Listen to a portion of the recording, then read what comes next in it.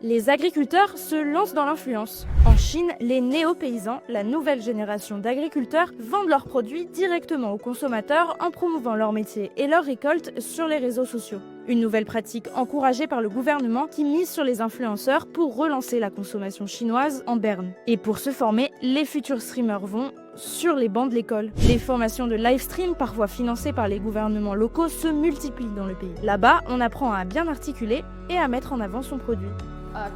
Souvent, les produits que nous cultivons ne peuvent pas être vendus et finissent par pourrir dans les champs. Nous espérons utiliser le live pour promouvoir les nombreux produits délicieux que nous cultivons dans la montagne de Maligne, afin que davantage de personnes puissent accéder à nos produits agricoles de haute qualité et les apprécier en ligne.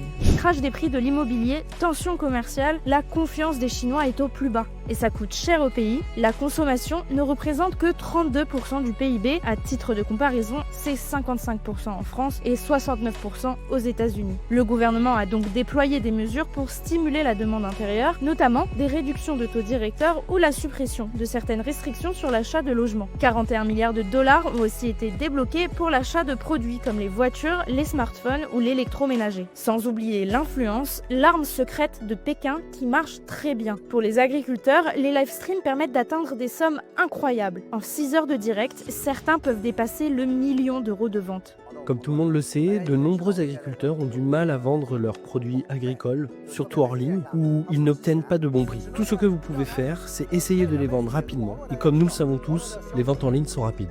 Une influenceuse suivie par 14 millions de personnes a même vendu en un seul direct pour 1,3 million d'euros d'oranges. Sur Xiaohongshu, un réseau social chinois, le hashtag néo-paysan a été vu plus de 225 millions de fois, preuve que c'est peut-être bien sur les réseaux sociaux que se joue l'avenir de la consommation chinoise. Notre principale industrie, l'immobilier, n'est plus aussi prospère et par conséquent, le nombre de chômeurs ne cessera d'augmenter. Dans le même temps, nous n'avons pas de grandes marques fortes comme Coca-Cola qui ont émergé. À l'heure actuelle, l'agriculture devient la pierre angulaire de la capacité de la Chine à subvenir aux besoins de sa population.